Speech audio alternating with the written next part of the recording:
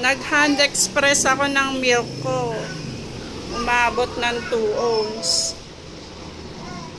Hindi makita. Malabo. 2 ounce.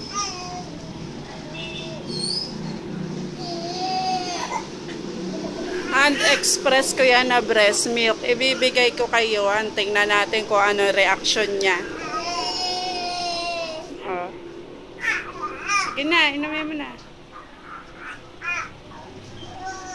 Sarap. Tingnan mo, iniinom ni Yohan.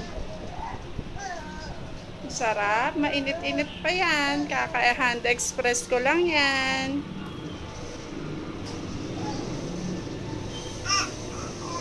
Yan. Ganyan na lang gagawin ko sa'yo lagi para uminom ka ng milk ng mami. Ayaw mo mag-direct feed, ah. Yan. Galing! Yehey! Panalo! Iminom niya! Hindi siya nabili. Si Janelle gising na.